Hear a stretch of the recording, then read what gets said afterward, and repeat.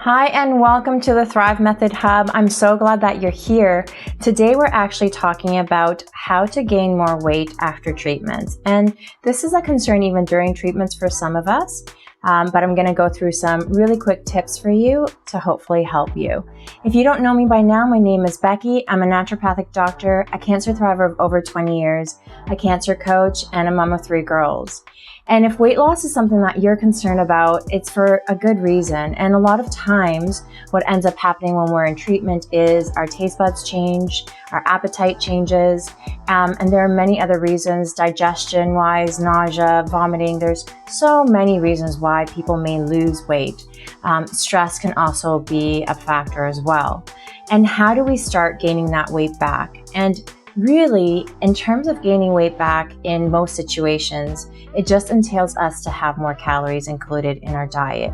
But we don't necessarily want to do that by just eating tons of ice cream or eating tons of cheese, for example, that's high in saturated fats and can be a little bit more pro-inflammatory in nature as well. So how do we do this in a healthy, really easy way for ourselves where we can still get that nutrient-dense foods that we need for our body to really be at its optimal state when we're going through treatments as well.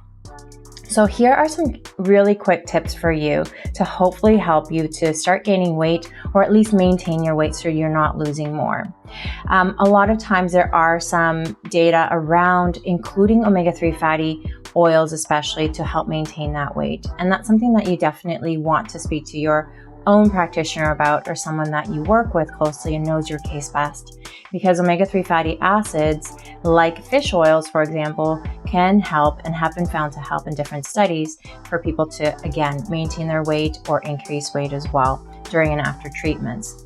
The other thing that is a really good tip for a lot of people is actually to start minimizing the amount of food that you have at a time. Because a lot of times when we're going through treatments or even after treatments, we can't take in a lot of food at a time. Those 3 meals a day just don't work. And so having more smaller meals, say 5 times a day, or even every couple of hours, having something to eat is a really good idea because it allows us to digest the foods better, but also get the nutrients that we need.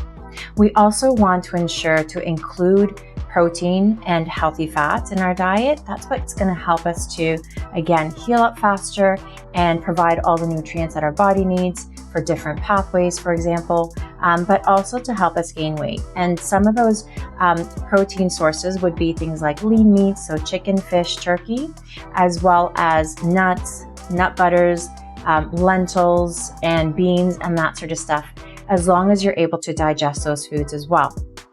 The other thing around that too, with including healthy fats, you'd want to include things like avocados, for example, and you can throw that in your smoothie, in a salad or whatever it is. You can actually even eat it by itself. It's quite tasty that way too.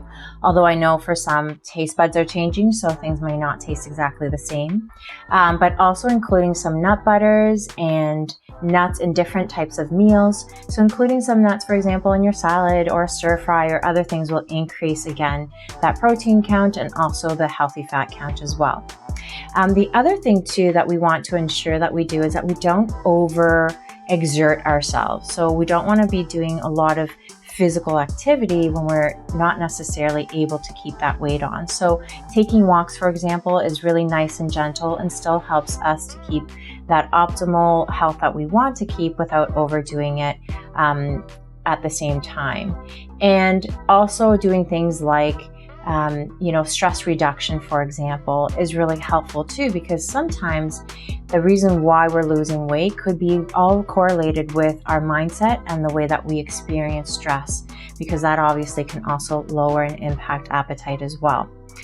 Really what it comes down to sometimes is that whether the food tastes good or not for us, and oftentimes it doesn't, we almost really do have to think about it like medicine. And if we're taking medicine, then we're going to be taking that at the appropriate time, at the appropriate dose. And we think about food that way sometimes in order to be able to, again, maintain that weight and gain weight when possible as well. I hope all those tips really helped you. I hope it inspires you, and I hope everyone's doing well. As well, please remember to subscribe to get notices for our weekly videos here, as well as like, comment, and share, and save these videos for future use. And we will talk to you soon.